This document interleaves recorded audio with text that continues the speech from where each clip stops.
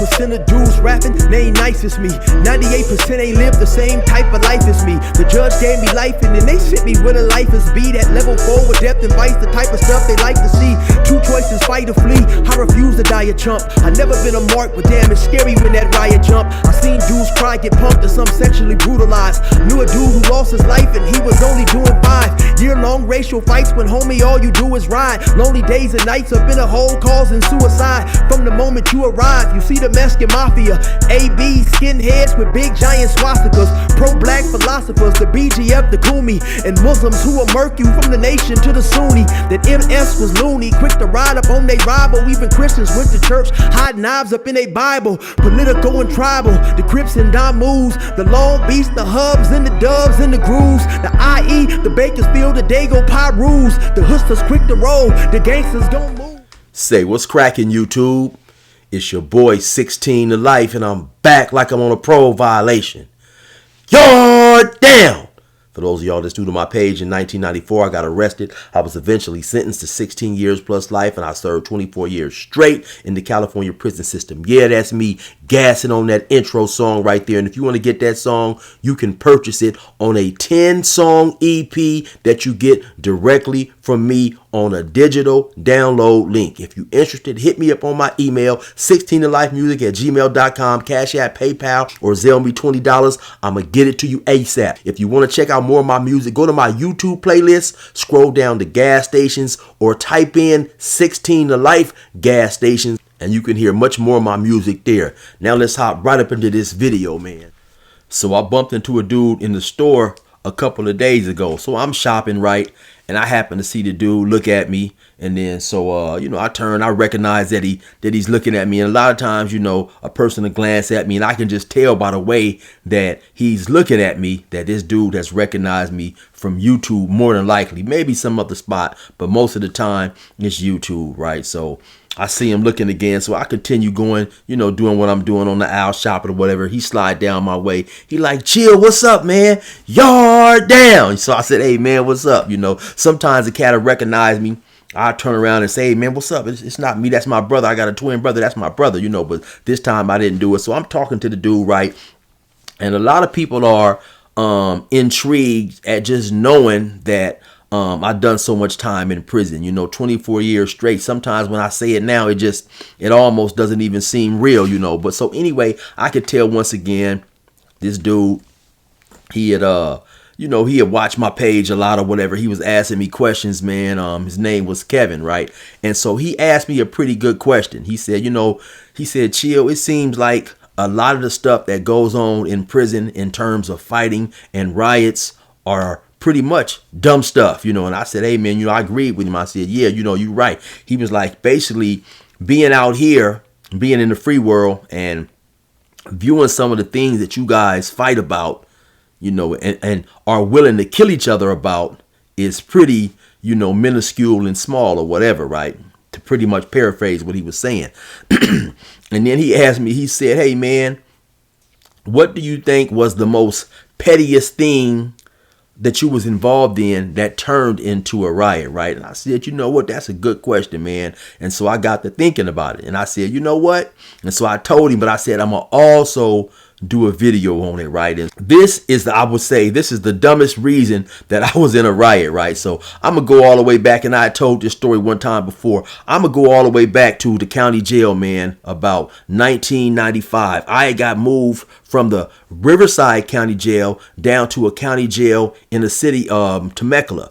And so I'm down there, right? And they got us in it's a day room setting. It's not cells. It's like a day room, like a dorm type setting, man. And the majority of the time, it would only be maybe anywhere from about 8 to 10 to 12 black dudes up in there. If we had 13 or 14, we considered ourselves deep. Now, in this open dorm, it was like you would see like Army barracks almost. They had like bunk beds and stuff. And in this particular dorm, the majority was paisas. Now, people always ask me what a paisa is, right? And to be quite honest, each time they ask me, I'm still a little stumped on it. So basically, and I may be wrong here, right? But a paisa basically means countryman. It means countryman, my brother. And a paisa is somebody from Mexico, Colombia, somewhere over there, right? That's pretty much the easiest way to sum it up. But like I said, once again, I even may be a little off in my description, right? But so that's who the Pisces are, right? They're different from Southerners, right? So they were the majority up in there. I would probably say, I don't know, man, anywhere between 25, 30 of those dudes up in there. Then you maybe had about 15, 20 white dudes up in there, right? So they had a few dudes up in there who was gang banging, right? It was my partner, man. Shout out to my dude, man, Stutterbox from AMC, Angelo Mafia. That's in Pomona, man. And then they had another older dude in there. Well, he was older to us at the time by the name of Lewis White.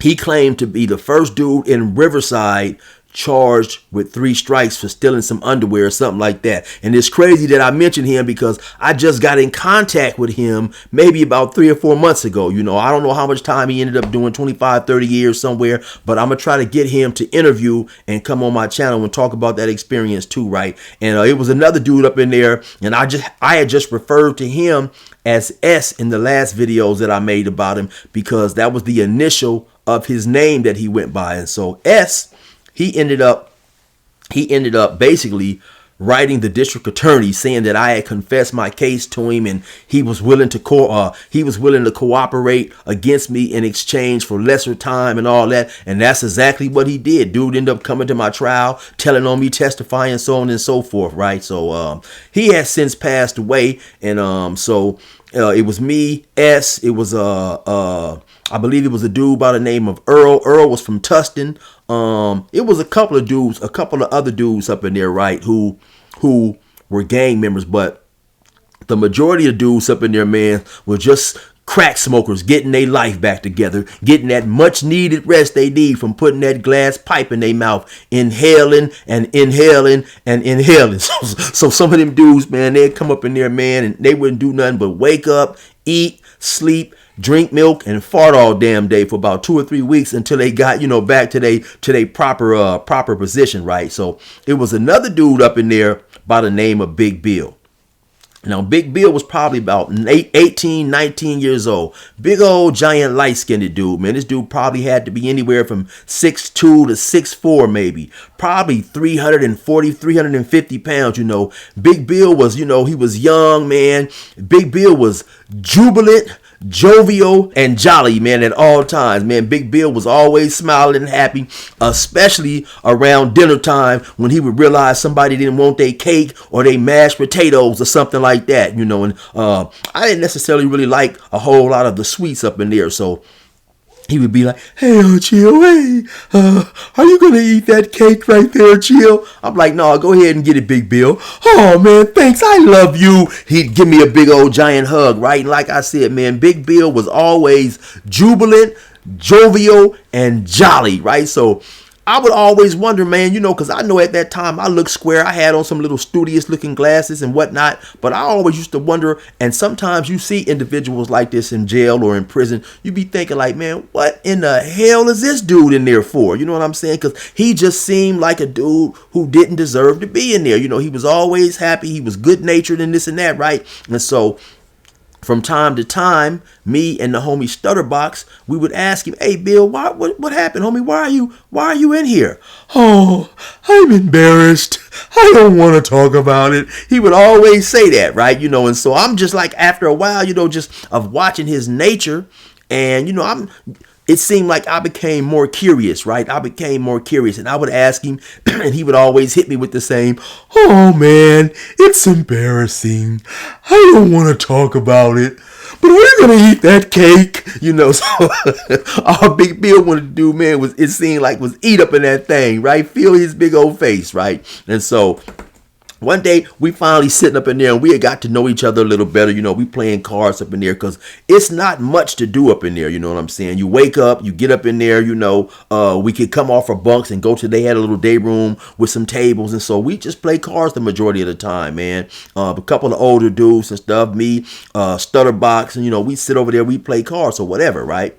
And so One day, man, we sitting there talking again, and Big Bill is being his normal, jolly and jovial self or whatever. And I asked him again. I said, man, Big Bill, homie, come on, man. What are you in here for, man? What did you do? And he said, oh. And so I'm just, I'm steady, like, goading him to talk. He said, okay. He said, I'll tell you, but I promise you're not going to laugh. I said, come on, Big Bill. Ain't nobody going to laugh or whatever, the conversation was. And then so I said, come on, homie, give it to me, man. What happened? What happened? He said, this year Halloween fell on a weekend. Me and Ghetto Boys are trick-or-treating. I said, come on, Bill, man, stop playing. He said, no, I'm serious. I said, so what happened, man? So long story short, man, Big Bill's fat ass, man, was out there with a couple of his buddies on Halloween night, man.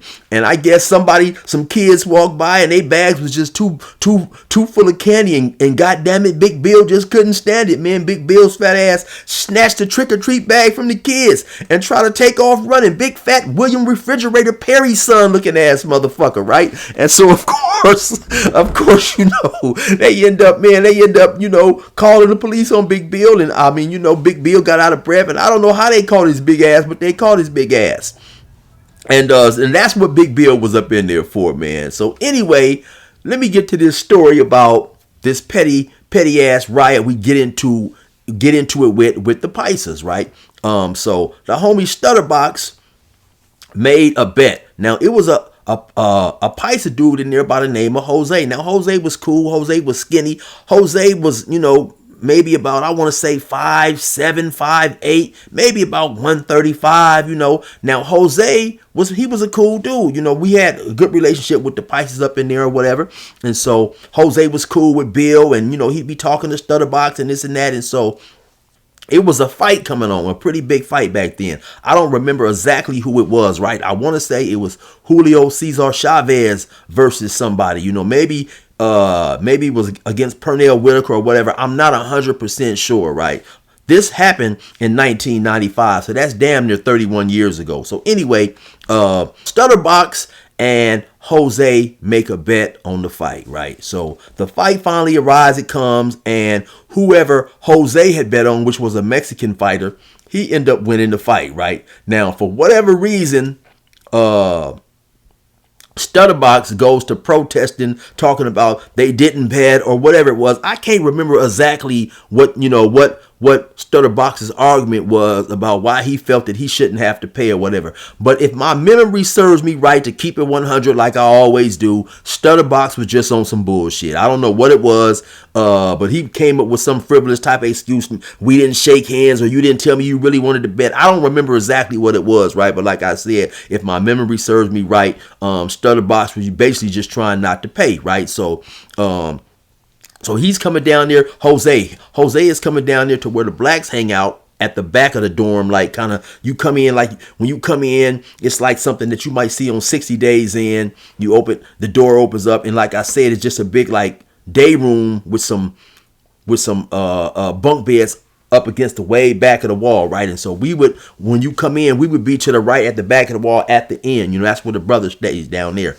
So Jose came down there periodically in the course of 2 or 3 days, asking what's up with his bread, when he gonna get paid. Instead of I told you, man, that bet is no, the bet is no good. You're not getting nothing. So I don't know why Jose chose to take this route, right? But at some point in time, Jose chose to start drawing pictures of Bill. He had Bill in an orange jumpsuit, right? Naked from the waist down, and he had a picture of a real skinny Mexican dude that resembled himself standing behind Bill, basically, you know what I'm saying, having a relationship with Bill in a male on male type manner. You know what I'm saying? I gotta watch what I say here. You know what I'm saying? But so he drew these pictures, right? A real elaborate picture, right? He drew these pictures, like I say, Bill on there with his big old man boobs